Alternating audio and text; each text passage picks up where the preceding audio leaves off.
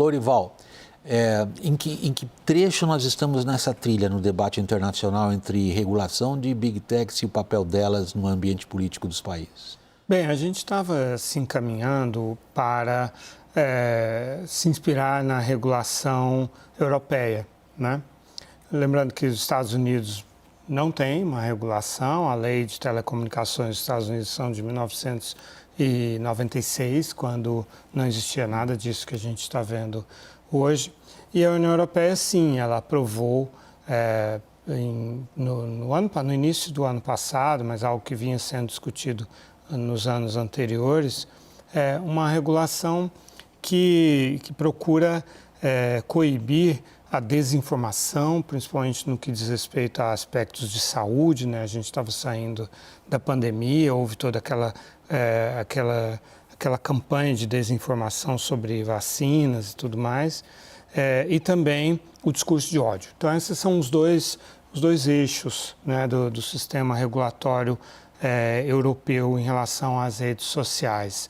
Impedir o racismo, coisas que levem à violência, né, a uma discriminação que possa levar à violência, à hostilidade, não só não no campo de opinião, assim, isso não é suficiente, mas tem que ser algo que possa levar realmente a campanhas de violência e tal, de perseguição de grupos, sejam sexuais, sejam religiosos, sejam raciais. E no campo isso então, discurso de ódio, e no campo da desinformação, as redes são então obrigadas a fazer uma moderação e colocar observações, né, que corrigem, e aí isso se faz por inteligência artificial, machine learning mesmo, pelas palavras que vão surgindo, elas já vão colocando essas correções com referências, com links para informações oficiais e confiáveis. Isso a gente vê aqui no Brasil também, né, que é feito espontaneamente pelas redes sociais e tal. Se você coloca no YouTube, por exemplo, um post, um vídeo sobre mudanças climáticas, vem informações do painel de mudanças climáticas da ONU com um link e tal, para dar um exemplo.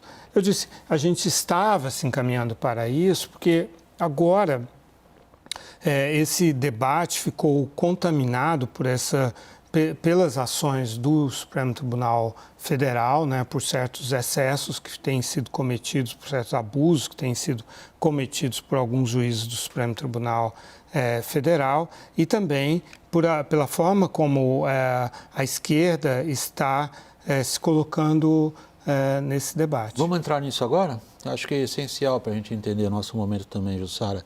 Se a gente começa a pensar ou antecipar o desenrolar político desses dois debates, a interferência do Lula nesse debate e a capacidade / incapacidade do parlamento de definir, como o Carlos Afonso vinha trazendo para nós no primeiro bloco, o que está se desenrolando agora? Olha, o Congresso hoje, ao longo do dia, para tentar entender, olha, e aí, para onde caminha esse debate sobre a regulação das redes? E o que eu vi, tanto da oposição quanto de governistas, é o seguinte, a nossa decisão é não decidir agora, não tem maturidade, para usar um termo também que o professor citou, não há maturidade, não há consenso, é um tema que, num país dividido, às vésperas da eleição, a gente já pode dizer, né, ano que vem tem eleição e já se fala de eleição, não tem tema, não tem maturidade, não tem consenso para avançar. Tudo parado, todos os projetos que foram citados pararam tanto na Câmara quanto no Senado. Então, o que a gente... E aí tem a questão do Supremo Tribunal Federal também, que a votação acabou paralisada, está paralisada desde o final do ano passado, salvo engano.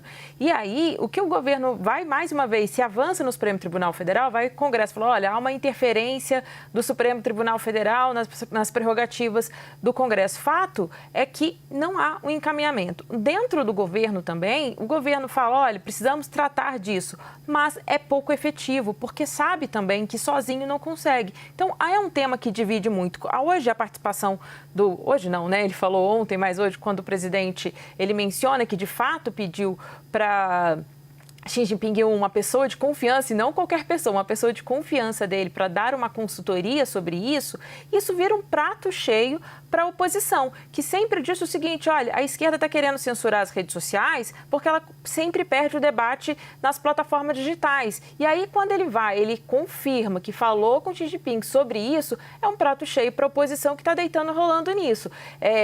Claro que o governo vai falar que essa é uma crise superdimensionada, que não tem um efeito internacional sobre isso, mas para a oposição, para o problema caseiro, para a crise caseira, é mais um impeditivo para que esse tema, de fato, avance aqui no país. É isso? William, sabe, tem um ponto interessante dessa fala do Lula, né?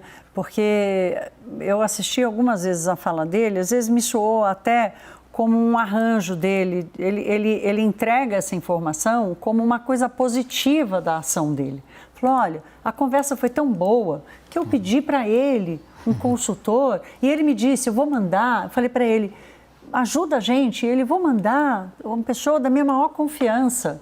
Então, é quase ingênuo, assim, é uma coisa do tipo: olha, o que eu estou entregando para vocês é muito melhor, eu estou agindo pelo país. E esse companheiro, e ele chama o Xi Jinping de companheiro, esse companheiro vai nos ajudar. Então, é uma cena política, assim, que vocês que são da política sabem... Você também é da política. Melhor localizar isso, contextualizar isso. Eu só queria fazer chamar a atenção aqui desse ponto que ele fala, mas eu queria fazer uma pergunta para o professor, porque o que a gente está vendo aqui, do que especialmente Caio e Jussara nos trazem, e o questionamento do William, professor, é a falta da moderação. Já que a gente não precisa de uma nova lei, a gente precisaria ali de algumas atualizações, como você colocou, quem faz essa moderação? Quem tem hoje a legitimidade? Quem você reconhece hoje com legitimidade para moderar esse debate, que não seja um especialista chinês?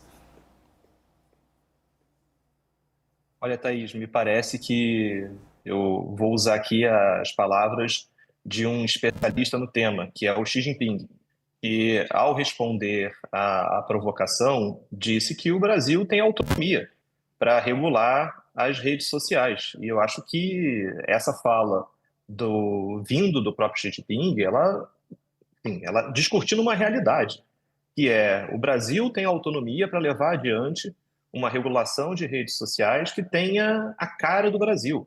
O Brasil não precisa copiar a legislação europeia, que é bom que se diga, não foi uma legislação ainda testada, é uma legislação que me parece muito bem intencionada, mas se ela vai produzir os efeitos que pretende que ela produza, a gente ainda não sabe. Os Estados Unidos têm um cenário muito diferente do Brasil, como o Lorival disse. Os Estados Unidos têm ali regras muito, muito simples, que vêm de 1996, ou seja, um outro mundo, uma outra internet. E a China tem todo um caldo, enfim, cultural, normativo, social, econômico, muito estranhamente diferente do Brasil. Então, eu acho que, respondendo sua pergunta, Thaís, é o Brasil que precisa encontrar a sua voz nesse tema.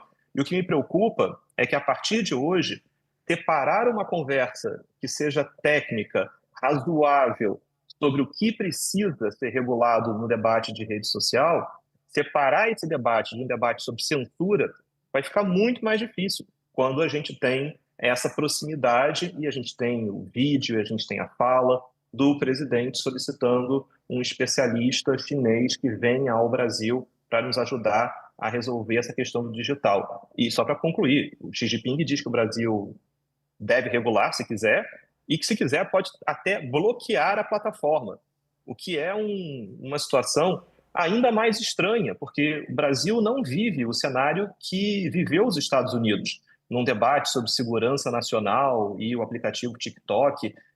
Assim, esse é um debate inexistente no Brasil. Então, de certa maneira, levar essa discussão ao presidente da China, que nos traz essa resposta, nos coloca, me parece, que num ponto muito mais dificultoso, muito mais complexo para levar adiante esse debate. E a responsabilidade vai cair com nós mesmos. É o Brasil que tem que dar a resposta a esse problema. Você me pediu a palavra, Lourival? Não, só para falar um pouco do ambiente, concretamente. Como que é o ambiente das redes sociais na China? É claro que você não pode falar de Xi Jinping ou de massacre da Praça da Paz Celestial ou Falun Gong, a seita que é proibida. Isso os chineses estão cansados de saber. Então, eles começaram a tentar encontrar subterfúgios, até com bom humor, para tentar se referir às coisas e escapar do firewall, que é essa grande muralha digital que a China montou, que é a mais monumental do mundo, né? Então, por exemplo, Xi Baozi, que é o Xi Pãozinho, não pode, porque teve uma vez que o Xi esteve num restaurante, começaram a fazer uma piada dele de que ele era um pãozinho. Ursinho Poo, proibido, não pode falar de Ursinho Poo, porque esse é um apelido do Xi Jinping. Urso Panda, se você fala Urso Panda, aí gira lá o sistema para ver se você está se referindo de forma pejorativa ou ridicularizando o Xi Jinping.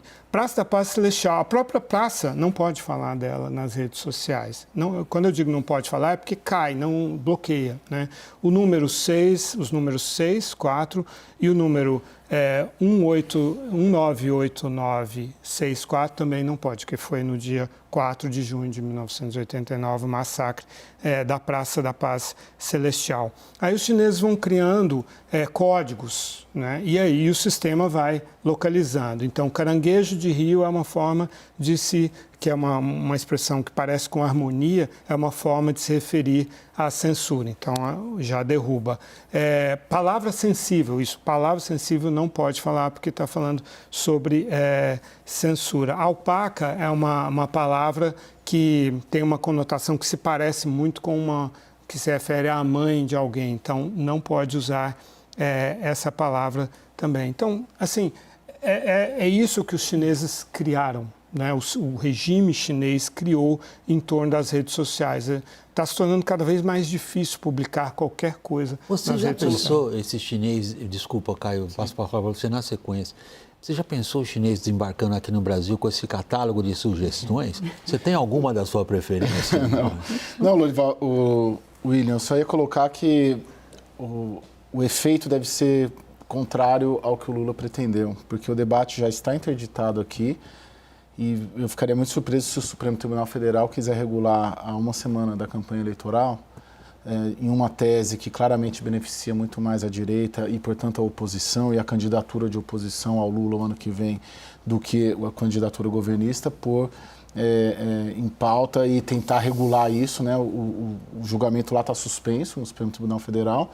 É o Supremo que está nesse afã ali de justamente regulamentar isso, mas eu apostaria que o efeito vai ser contraproducente ao idealizado pelo Lula e pela Janja, tanto dentro do Congresso Nacional e também talvez no Supremo Tribunal Federal, que já é acusado desde a eleição passada de ter um lado político nas eleições brasileiras.